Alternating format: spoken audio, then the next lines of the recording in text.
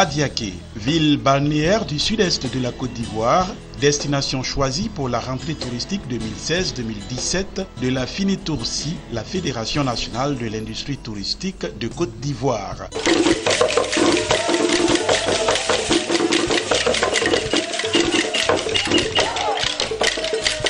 Ses principaux animateurs du secteur touristique, agences de voyage, hôteliers, restaurateurs, professionnels de location de véhicules, artisans d'art, tous ont marqué une pause, s'offrant ainsi un temps pour découvrir les merveilles du Sud Comoé, précisément d'Adiaké. La première école ivoirienne, c'est Adiaké. La première plantation de café, Adiaké. Les mangroves qui sont à la recherche de la faune et la flore, des espèces qui sont en disparition se trouvent à Adiaké. Alors pourquoi pas Adiaké?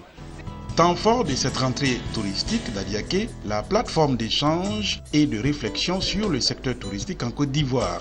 Les professionnels du secteur sont unanimes sur une chose, la destination Côte d'Ivoire est onéreuse pour les touristes aussi bien nationaux qu'étrangers, comparativement à celle des pays comme le Sénégal, le Mali, ceux d'Asie ou même d'Europe. 48 heures de réflexion, de débat et d'échange pour faire des recommandations allant dans le sens de la renaissance du secteur touristique en Côte d'Ivoire. On ne peut pas faire du tourisme sans un cadre réglementaire et juridique.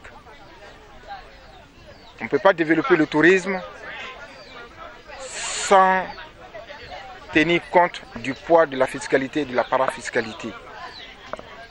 On ne peut pas faire du tourisme dans un secteur malheureusement concurrentiel, surtout déloyal. On ne peut pas développer s'il n'y a pas de respect de l'éthique. On ne peut pas développer le tourisme sans la qualité. Donc on parle de qualité, mais on parle de formation. Les recommandations des acteurs du secteur touristique, membres de la FINITOURCI, seront consignées dans un document baptisé Déclaration d'Adiaké, document que la fêtière entend mettre à la disposition de la tutelle. Un sujet de satisfaction tout de même, les animateurs du secteur touristique ivoirien ont salué l'État de Côte d'Ivoire pour le maintien de la paix et sécurité préalable à l'émergence d'un secteur touristique dynamique. Pour rappel, en 2014, la Côte d'Ivoire a enregistré une augmentation du flux touristique international qui est passé de 298 000 à près de 500 000, avec un taux record de 1 500 000 voyageurs sur la plateforme aéroportuaire Félix Houphouët-Boigny. Et enfin, une augmentation du taux d'occupation des réceptifs hôteliers qui est passé de 58 à 65%.